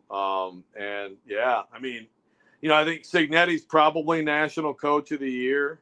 It's pretty hard to imagine anyone else getting it. But I mean, Deion Sanders in the top 5? I would have to say so, right? I mean, he's in there somewhere. Sure feels like it. Yeah, and with all the things that have gone on now, with Iowa State just completely blowing it, and now, all the things that have happened in that league, they're actually in position. They might be a top 4 seed. Truly incredible stuff. I do think that the team that's just watch out for a team that I thought was going to be really good this year, was a great story last year. All of a sudden they're starting to figure it out and win close games is Kansas. That is a very interesting game against Colorado coming up. Got to get by Utah first, but yeah, it feels like Colorado, Kansas is going to be a big one. But yeah, Utah seems, despite a spirited effort this weekend, feels like it's in free fall. And then I guess, the other wild thing to think about amongst us gentlemen here is Texas at Texas A&M. I don't know that anybody really deep down would have forecasted that this game could mean so much with a potential billion SEC tiebreakers at play later this year. No doubt. And, it's a massive game. Of course, Texas A&M, Tennessee, technically, like in first place right now, right? But obviously so many games that are going to matter. And look, I mean, if Texas loses that game, we talk about all these comparisons. You talk about Tennessee being vulnerable possibly, with 2 losses. Yeah, there's if Texas loses that game, and again, credit to Vanderbilt, a win at Vanderbilt is a good win this year, but it's not going to be a ranked win. And so that will be, and the win at Michigan at the time, like, oh, that seemed really good. Well, it's just not anymore. You tell me if Texas loses at Texas A&M, they're getting in the playoff? Man, I got real questions about that. I mean, and of course for A&M to have the opportunity when Texas comes in the league, when early on it looked like Texas was going to be the class of the league, A&M can beat them, win the SEC, and knock them out of the playoff. Oh my goodness! Ooh, Ooh, things will not be fun in Austin if it goes that way. Joe Rexroad of The Athletic joining us here on Main Street Sports today. Joe, I want to spin back to Dion for just a second and the job he's done at Colorado, because we were just talking about Florida State, which is where a certain Primetime Sanders played his college ball. Is he in the mix there, or how strongly is he in the mix there should something happen with Norvell? Yeah, I mean, it's the first obvious name you come up with, right? And then, you think of it in terms of, I mean, I guess you think of it in terms of resources. I mean, how much does he want to go home, so to speak, things like that, I mean, certainly you're talking about a fertile recruiting ground nearby, very different than Colorado.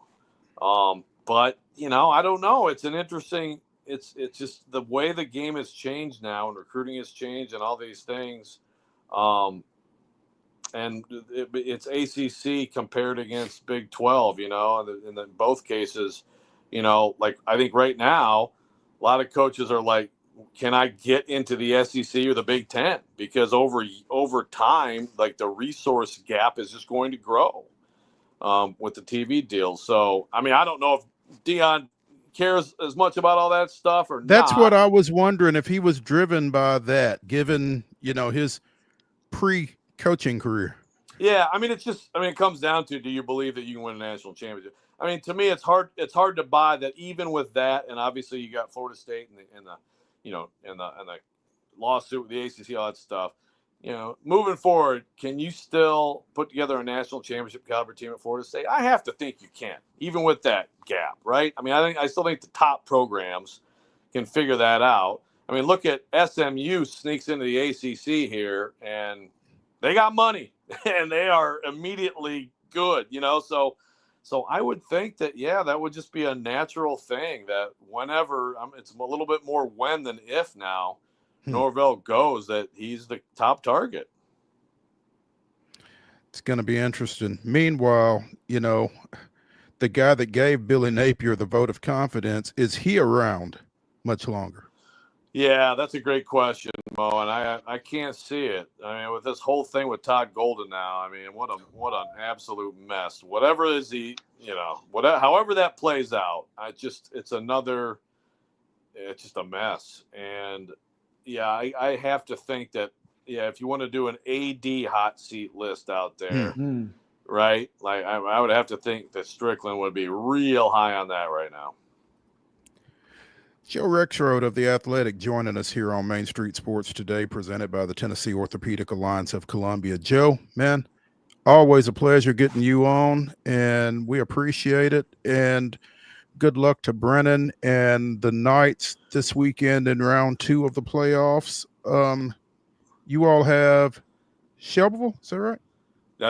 That's right. Big win over Tullahoma. Thank you. It was a little bit of revenge for last year. Really good football game. We respect that team from Tullahoma, but we got it. So we'll see if we can go down there and get something done Friday. I appreciate it. Absolutely. Enjoy that. Bundle up. We'll talk to you soon, man. All right. Thanks, guys. All right. Joe. Hey, so we did go from preps to pros today. When we continue with the final segment of the Monday Mirror on Main Street Sports today, presented by TOA of Columbia, it'll be the grab bag. Stay tuned. See what we pull out of it.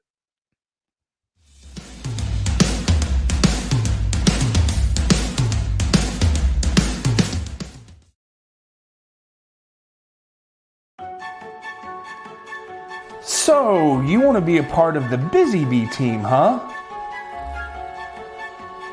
Well, how do you see yourself fitting into the organization? Oh, I get it. You want to be a weather bee.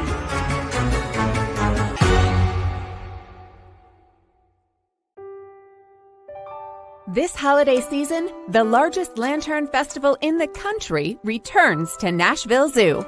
Experience more than 1,000 all-new, handcrafted lanterns, towering creatures, magical worlds, and a North Pole village.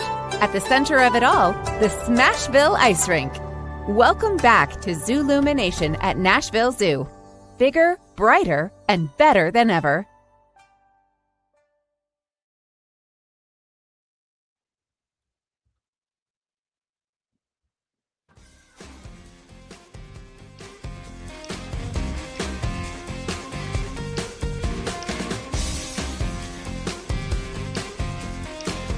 It is the final segment of the Monday Mirror here on Main Street Sports Today, presented by the Tennessee Orthopedic Alliance of Columbia. I'm Maurice Patton. That is Wade Neely. We're coming to you from the Lee Company studios of our respective homes, and it is time for the grab bag. Let's start in Phoenix, where the NASCAR Cup Series playoffs concluded with Joey Logano in the winner's circle. His third Cup Series championship with the win yesterday out there. Apparently it was a Penske not sweep, but they went 1-2 at the top yesterday. So a big day for Team Penske, a big day for Logano, and we'll be talking more obviously with Heather Williams on Wednesday regarding this, but obviously when you win a championship, it's a big deal. Yeah, and shout out to, shout out, no free shout outs, I guess, but Hunt Brothers Pizza right here in Nashville getting some love as Logano comes across, and not one, not two, but three. Man, an eventful way to end the season for, I had a deep down kind of almost fear that it would just be kind of a dud of a race. But the fact that it ends up being pretty entertaining, I mean, about as good as you could realistically expect, it sounded like in your final race. As Heather said, sometimes Phoenix not the most conducive to some of the best racing. So it's good. At least we, got a little action, it sounded like yesterday. It was Ryan Blaney who finished second to give Team Penske the 1-2 spots there. So, again, big day for Penske, that racing team. Let's see. By 0.33 seconds, Logano beat Blaney. That's pretty close. Yeah, that's a little too close for comfort, I feel like. Byron finished third as far as your other playoff drivers, and Tyler Reddick was sixth. Not sure who 4 and 5 were. Kyle Larson and Christopher Bell were 4 and 5.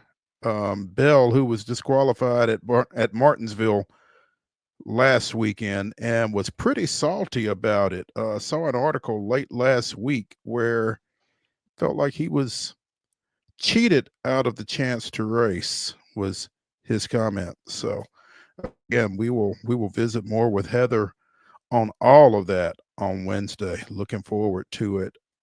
We mentioned that, when we spoke about Will Venable getting the Chicago White Sox managerial position, we talked about 2 of the 3 MLB manager spots being filled. Well, the third one has now been filled, apparently, as the Miami Marlins have hired longtime Los Angeles Dodgers coach Clayton McCullough as their new coach. McCullough has served as first base coach for the past 4 years with the Dodgers, and I guess he'll be getting a ring here before too long. But before joining the big league staff, he had worked as the Dodgers minor league field coordinator for 5 years, managed in minor league ball for 7 seasons, posting winning seasons in 6 of those. Northwest League Manager of the Year in 2012, Florida State League Manager of the Year in 2011, spent 4 seasons in the Cleveland minor league system before going into coaching and managing. So interesting hire. Certainly did not go with, I guess it's a name that's known in baseball circles, but to the casual fan, maybe not so much. Most of us don't know a whole lot of first base coaches. No, I mean, if you're the Marlins, right? I mean, it's probably the best route you can take. You hire a guy off a championship team, and give him his start. He's obviously going to be excited to see what he can do down there. And best of luck is all I'll say. Yeah, that's probably the best way to put it. I wonder how long it takes him to realize that the Marlins aren't the Dodgers. Good news is he at least wins the weather sweepstakes. I mean, you go from LA to Miami at least. Not a bad. If you're going to lose a lot of games, might as well lose them in Miami. That is a good point. That is a good point. There are worse places to lose games than Miami for sure. Chicago doesn't sound very fun. I'll tell you that much. No. You know, we've mentioned former Ole Miss quarterback Chad Kelly on this show a time or two, typically related to him missing time. He returned to the Toronto Argonauts late in the season after being suspended for rules violations as decided by the league. Well, this weekend he managed to break his tibia in the Canadian Football League East final against Montreal. It looks like Toronto won the game 30-28, so they will be advancing into the Grey Cup this weekend against Winnipeg, but they will do so without their starting quarterback. Again, he missed the first portion of the season under a suspension, came back. He was 11 of 22 for 182 with a touchdown and 2 picks prior to this season, prior to the injury. Last year's CFL Most Outstanding Player, again, suspended 9 games for violating the league's gender-based violence policy. So QB number 2 is Nick Arbuckle, and I guess he will be the guy when the Argonauts take on Winnipeg Sunday in the Canadian Football League's Super Bowl, I guess. You know, Swag Kelly died so that Jackson Dart and the Rebels,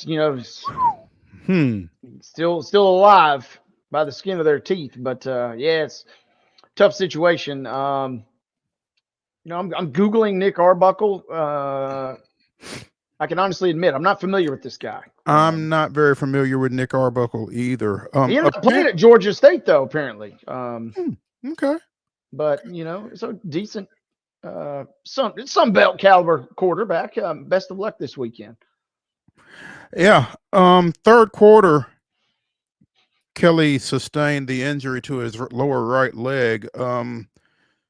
According to this article here on 3downnation.com, which is obviously a CFL-based website, tried to get up and immediately clutched the limb, which sounds awful. I mean, when you just reach down and you're trying to grab your broken leg, I'm glad I didn't see the video of that. That sounds painful. Anyway, that's a good one to go out on here on Main Street Sports today. As we conclude the Monday Mirror, come back at 2:00 tomorrow. We will be joined by, Chip Walters at the top of the 3:00 hour. Not sure who else, but again, check back in at 2:00 tomorrow and see who we've got. We look forward to seeing you then. This is Main Street Sports Today, presented by the Tennessee Orthopedic Alliance of Columbia. We'll see y'all.